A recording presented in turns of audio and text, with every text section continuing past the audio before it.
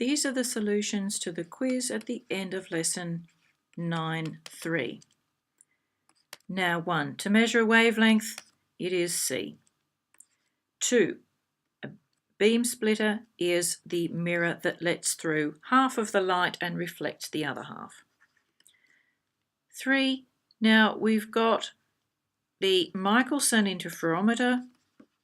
If the mirror has moved by lambda over 2, that means the path length difference for the return trip is lambda. So that means you would be going from dark to bright for half a wavelength path length difference and then back to dark. So that is B.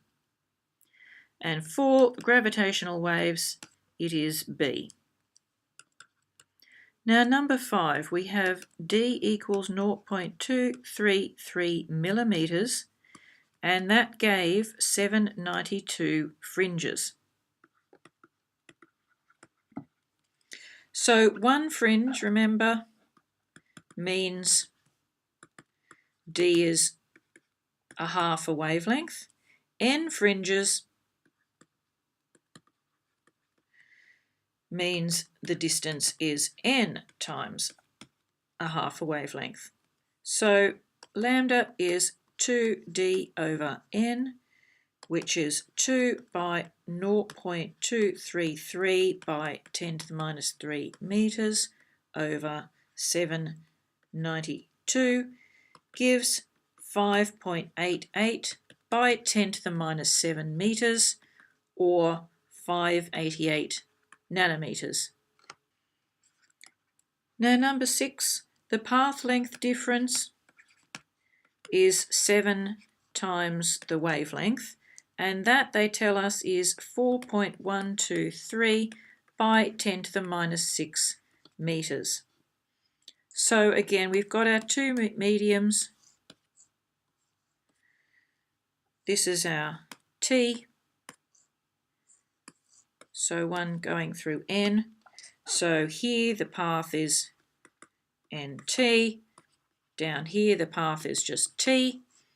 So the difference is NT minus T, which is T times N minus 1.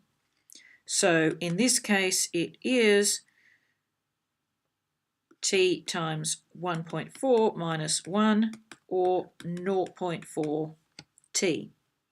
So 0.4 T equals 4.123 by 10 to the minus 6 meters. So T equals 123 by 10 to the minus 6 over 0.4 is 1.03 by 10 to the minus 5 meters.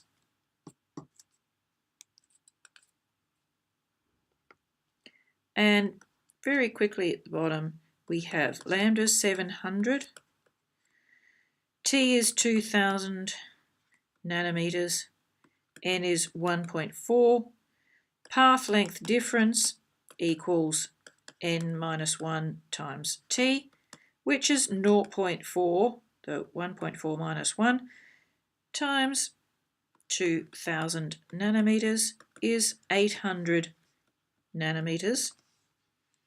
Remember, the path length difference over lambda equals the 800 nanometers over 700 nanometers, and that cancels out to 8 over 7. So phi over 360 is 8 over 7, which leads to phi is 411 degrees, which is 360 plus 51 degrees.